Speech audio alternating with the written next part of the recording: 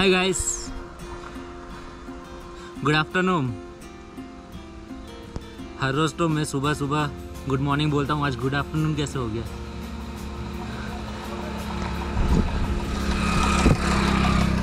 Good afternoon इसलिए क्योंकि मैं सुबह से निकल तो चुका था शिवमोगा से अपनी नेक्स्ट डेस्टिनेशन की ओर। सोचा था कि आज मैं 560 किलोमीटर्स तय करके मुन्नार तक पहुंच जाऊंगा, लेकिन ये चीज़ पॉसिबल हो नहीं पाई।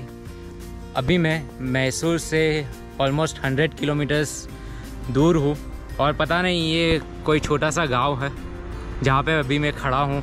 जब भी मुझे हिच हाइकिंग करके कहीं और पहुँचना होता है तो मैं सुबह 7 बजे ही निकलता हूँ। जल्दी निकलने से क्या होता है, जहाँ पे मुझे पहुँचना है उस डेस्टिनेशन पे मैं बहुत इजीली पहुँच जाता हूँ और अपने रहने का और खाने का अरेंजमेंट कर लेता हूँ। क्या पनवती आज मेरे दिन में बैठ गई है पता नहीं। मुझे लिफ्ट तो बहुत ज़्यादा मिल रही है, लेकिन 5 kilometres, 10 kilometres, 20 kilometres, 30 kilometres Shivamogga से अब तक मैं 150 किलोमीटर्स ही तय कर पाया हूँ। अभी भी 100 किलोमीटर्स मैसूर तक पहुँचने के लिए बाकी है। सोचा था मुन्नार के लिए निकलूँगा और अभी तक मैसूर भी नहीं पहुँच पाया हूँ। एक गाड़ी आ रही है।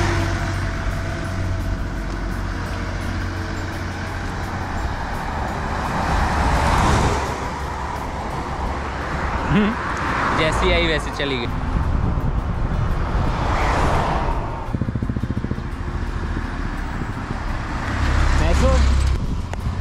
ये बंदा मुझे आगे भी मिला था, तब भी उसने नहीं बिठाया, अभी भी नहीं बिठाया।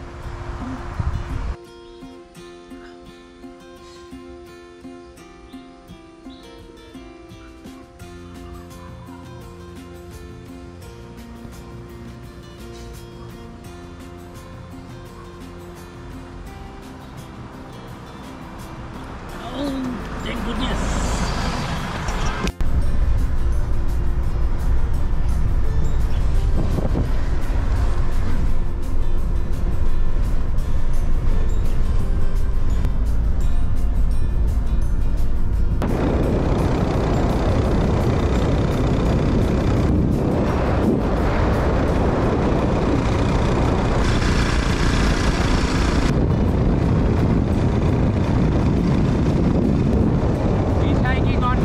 Almost 80 kilometers.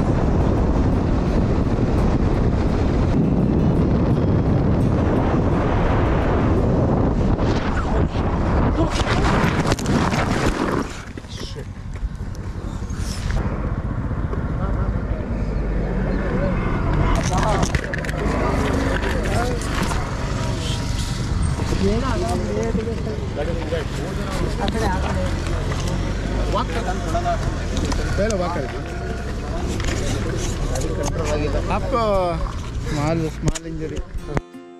और यहाँ हो गया एक छोटा सा कांड। एक्सीडेंट में मुझे तो ज़्यादा चोट नहीं आई, बस ये हाथ पे थोड़ा सा लगा है और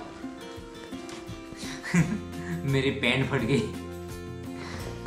और पैंट में रखी हुई ये कंघी भी गई। लेकिन जिस भाई के साथ मैं हिच हाइक कर रहा था उसको हाथों पे और पैरों पे बहुत ज़्यादा चोट आई थी। जहाँ पे हमारा एक्सीडेंट हुआ वहाँ से हॉस्पिटल ऑलमोस्ट 6 to 7 किलोमीटर्स दूर था, तो मैं उनको ड्राइव करके हॉस्पिटल लेके गया, जहाँ पे उनकी मलहम पट्टी करवाई और इंजेक्शन लगवाया और दवाइयाँ ली। अभी ऐसी हालत में मैं उनको ऐसे ही छोड़ के नहीं जा सकता था। ऑब्वियस सी बात है कि जिस बंदे ने मेरी हेल्प की तो ऐसे वक्त में मुझे उनकी हेल्प करनी चाहिए। सो मैं उनको हॉस्पिटल से उनके घर तक ड्रॉप करने के लिए गया। उनका घर हॉस्पिटल से लाइक 15 किलोमीटर्स दूर था। वहाँ तक पहुँचते पहुँचते रात के 9 बज गए।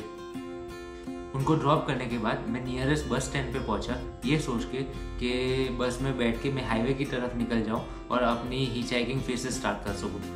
लेकिन जैसा हर सिटी में होता है कि 9 बजे के बाद बस सर्विस बंद हो जाती है और उन्होंने मुझे बिठाने से मना कर दिया।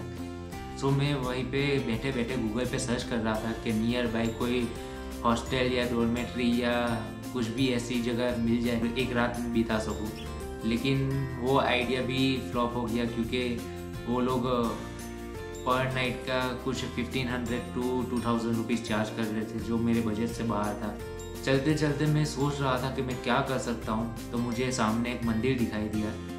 मंदिर में पुजारी और कुछ लोग बैठे हुए थे, तो मैं वहाँ पे गया और उनसे रिक्वेस्ट की कि क्या मैं एक रात मंदिर में सो सकता हूँ। पहले तो उनको मेरी बात पे यकीन नहीं हुआ, वो लोग मेरे पे हंसने लगे। फिर उन्होंने मुझे बैठने के लिए बोला कि आप कुछ देर वेट करो। 1 घंटा बैठने के बाद उनको लगा कि शायद ये लड़का कुछ मजाक नहीं कर रहा है, सीरियसली कह रहा है कि एक रात यहाँ मंदिर में रुकना चाहता है, क्योंकि नॉर्मली कोई भी ऐसे आता नहीं है मंदिर में रुकने के लिए। उन्होंने मुझे मंदिर में रहने की परमिशन दी, लेकिन उनकी एक शर्त थी, मुझे उनके पास कुछ लीगल डॉक्यूमेंट्स जमा करवाने पड़ेंगे, उसके बाद वो मुझे रहने की परमिशन देंगे। सो उन्होंने मेरे पास से मेरा वोटर्स ID कार्ड, मेरा आधार कार्ड और ड्राइविंग लाइसेंस मांगा, तो जो मैंने उनको दे दिया। उसके बाद उन्होंने मुझे एक कमरा दिया। उस कमरे के अंदर कंस्ट्रक्शन का सारा सामान पड़ा हुआ था और सिर्फ एक कुर्सी थी। तो पूरी रात उस कुर्सी पे बैठे बैठे मैंने सो के गुजारी है। अगले दिन सुबह 6 बजे मैं फिर से हाईवे की तरफ निकल गया, जहाँ से मैंने अपनी जर्नी कंटिन्यू करी। सो अब आगे की जर्नी यहाँ से स्टार्ट होती है। फ्रेंड्स, अभी मैं मैसूर से तकरीबन 20-25 किलोमीटर आगे हूँ। गाड़ी का वेट कर रहा था आगे हिच हाइकिंग करने के लिए।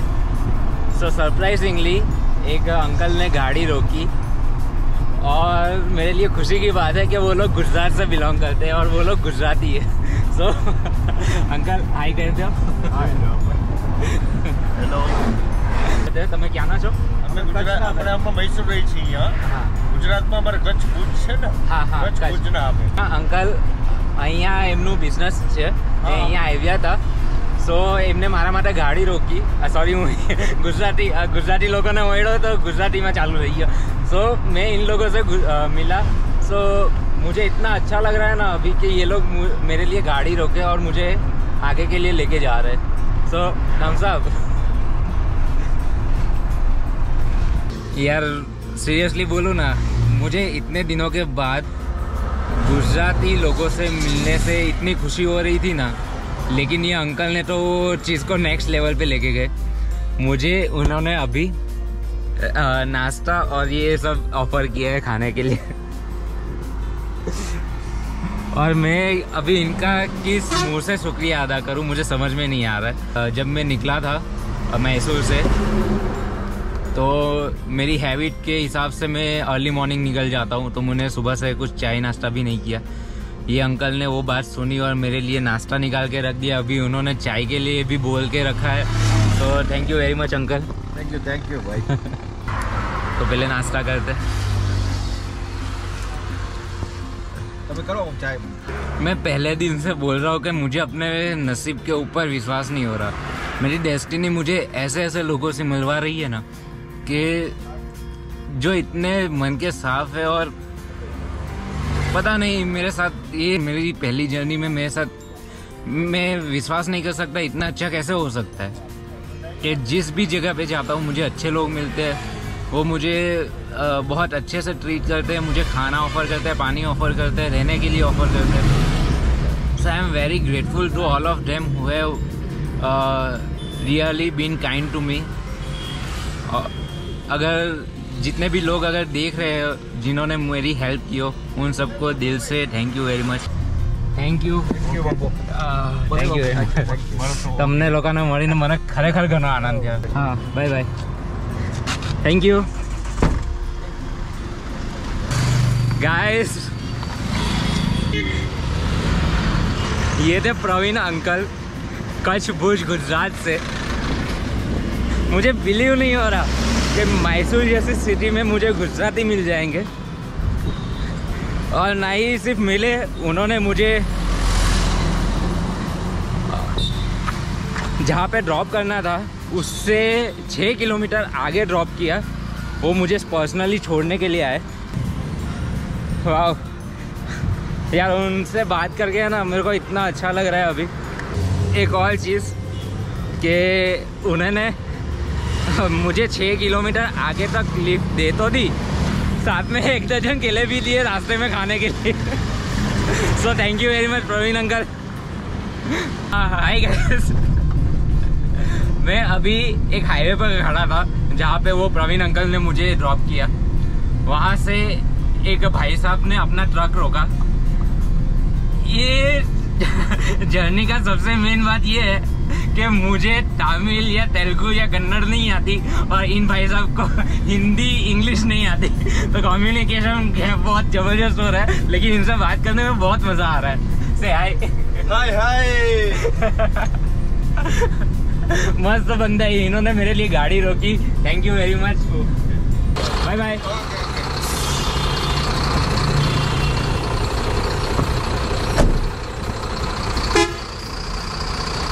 अभी मैं कर्नाटक और केरल की बॉर्डर के ऊपर एक सरकारी अस्पताल में आया हूँ अपना RT-PCR टेस्ट करवाने के लिए, क्योंकि मुझे आगे जाना है केरला और मेरा वैक्सीनेशन का सिर्फ 1 डोज हुआ है, तो शायद मुझे आगे जाने ना दे, इसलिए मैं यहाँ से अपना RT-PCR टेस्ट करवा लेता हूँ।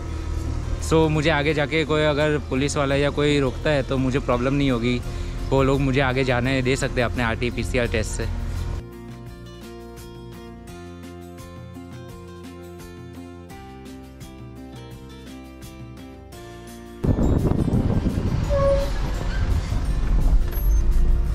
दिस इज़ मनी अन्ना। ये मुझे उडुनापट्टाई लेके जा रहे हैं अभी।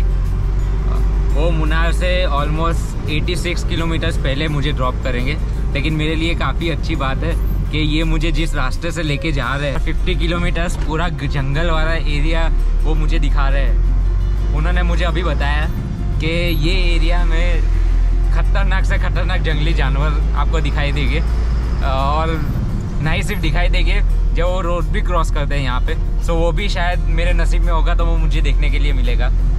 सो thank you Anna for letting me.